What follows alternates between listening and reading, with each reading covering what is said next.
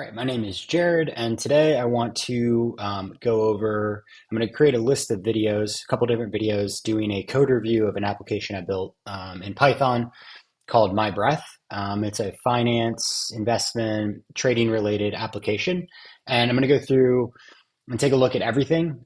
Starting out today, will just be more of an intro. We'll kind of look at the SQL tables we're going to use using MySQL Workbench, and then kind of just look at the modularization of everything to kind of give like a setup of how everything works. I first, though, wanted to take a look at the technologies and dependencies the application uses. So it is Python based. I'm using Flask, Bootstrap on the front end with a little bit of custom CSS, and then MySQL Workbench to create the database and the structure of it. Some of the dependencies, so I'm using pipenv for the virtual environment. Y-Finance is a Python library that gives you access to the Yahoo Finance API, and it brings all the historical pricing data back into pandas, which makes it really easy to use. MySQL, and then Flask bcrypt for the login and registration passwords. So I'll get out of that and let me close this off. And so I'm going to start with taking a look at what the database schema looks like. So this is MySQL Workbench, and let me make this video a little bit smaller so you can see everything. Okay, perfect. So here we have the users table, which is pretty straightforward. I'm not requesting email because the first version, I want it to really just be a path of least resistance for users to be able to try out the application, hopefully give some feedback. I can make some adjustments and then deploy a more finalized version. So this would be kind of a beta test. And I know people don't want to give out emails and stuff like that. So I thought this should just be an easier way to avoid people having to make up a fake email or whatever. Just make it easy to use the application for everyone. And then we have a portfolios table. So these are unique to the users. So every user can have 3 portfolios. So that's this, and then we have a stocks table. And so essentially, I could put all 10,000 stocks into the database, but that would really slow it down. So instead, what I'm doing is, as users add stocks into their portfolios, it will save those stocks into the database, and they will stay in that database.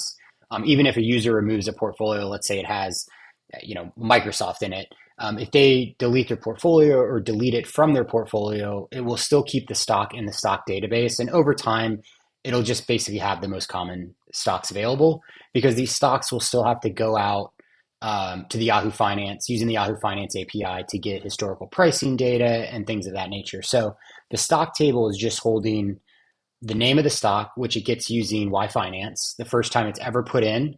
If it's not in the database, it's going to call the API to get the actual name. So the user just types in tickers, and then it will store the ticker and then just create it at and update it at. And then we're joining these 2 tables with just this join table. And I have also made these foreign keys cascade. I'm not doing that with this ID because that way it will just delete this relationship from everything by cascading. So from here, you can just forward engineer. I already have it in my database, but and then of course it will show up here on my database. So where are we? Right here. So then we have it saved on the computer. And next I wanted to go through in this video. I'm going to keep these videos relatively short, 10 to 15 minutes each, and just create a playlist and maybe add every couple of days, add a new video to the list. I'm going to go over all the different models, the controllers. I created a helpers file that holds all kind of the API functionality and all the math behind the different moving averages that this application has and things of that nature. So today I just kind of wanted to take a look at the MySQL Workbench and then kind of just the way this is set up from a modularization standpoint. And so, it's pretty straightforward. So we've got our server.py, which is just importing the 2 controllers, which is users and portfolios. I did make a separate model for users, portfolios, stocks, and then stocks portfolios, but they didn't really need their own controllers. The application's really not that complicated on the front end. And then you can take a look here, what I mentioned, the dependencies. So it's just MySQL, Flask bcrypt, and yfinance, and then of course Flask. And again, this is using the pipenv virtual environment, which I found it's just easier to use than the venv one. I just always have a lot more issues when I'm uploading to GitHub, and I don't know. I decided this one would be a lot easier to use once I found this one.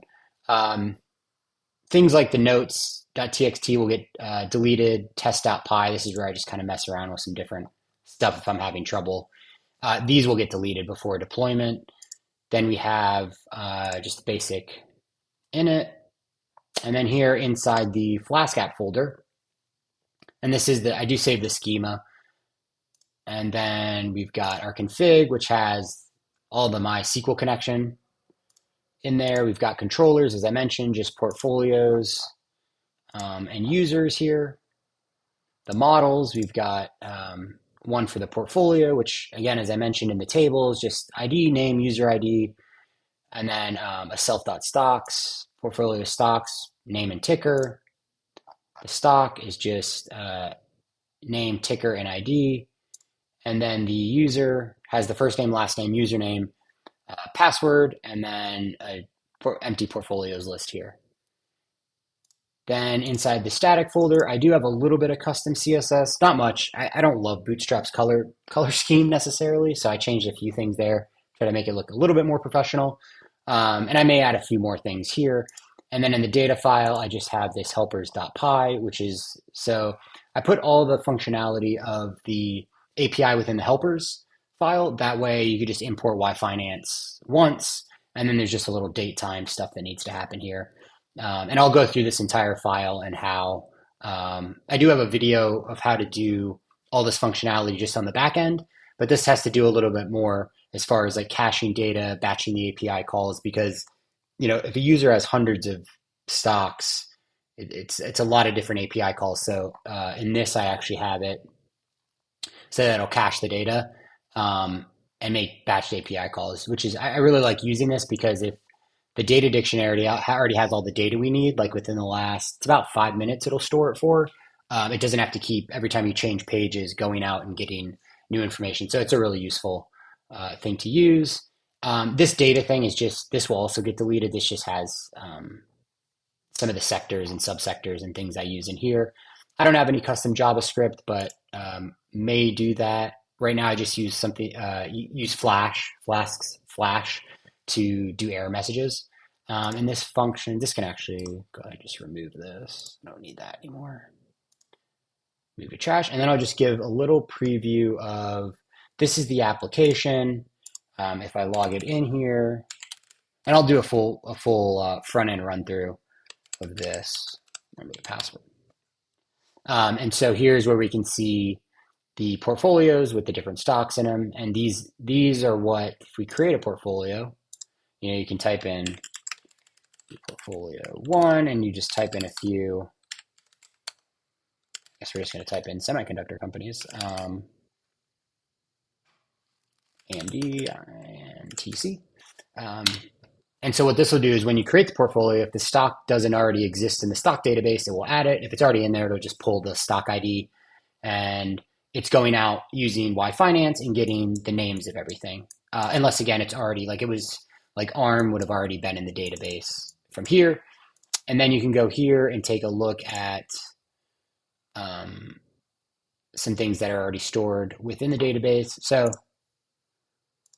you can look at it on a summary page, and there's an FAQ here, and we can log out. But I'll do a more in-depth front-end review going through all the different functionality. But I just wanted to get started with the first video just to kind of look at what the database looks like to set up the modularization, the way all just kind of the files and everything are set up. And then in the next video, I'd like to go over all the different models and what kind of functionality and methods I'm attaching to each class within those different models. So that's all I've got for today. Looking forward to sharing more about the code review in the future. Thanks for watching.